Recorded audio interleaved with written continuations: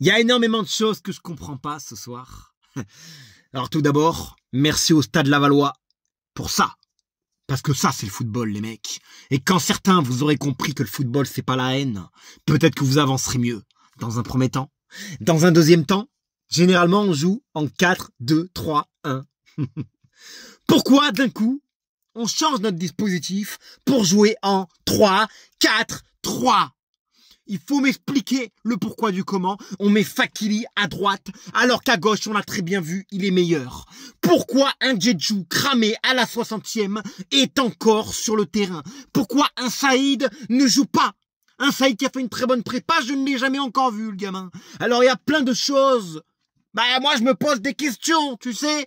Mais la conclusion de tout ça, c'est qu'on a pris un point. Alors, ce soir, si je suis Lavallois, franchement, j'ai les boules.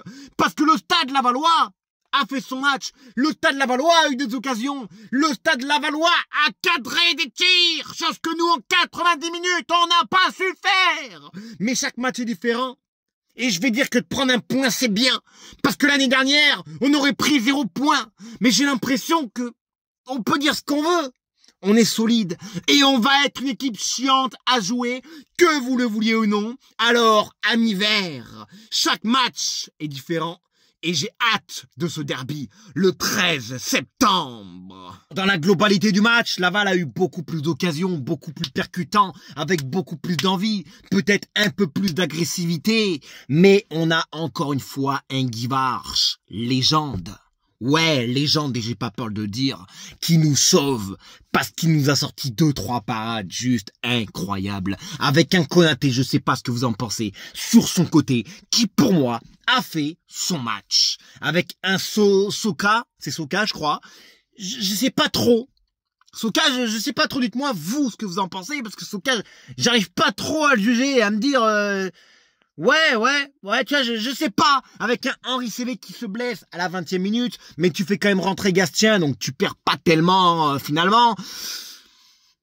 Encore une fois, on va être une équipe chiante à jouer, mais offensivement, je vous le dis, les gars, si on a des joueurs qui se blessent dans la saison, ça va être très compliqué.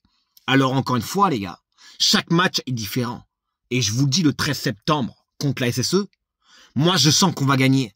Au moins le nul. Je sens qu'on va faire un gros match à domicile et on en est capable. Et il faut croire en notre équipe parce qu'au jour d'aujourd'hui, globalement depuis le début de saison, pour faire un premier bilan, ça va.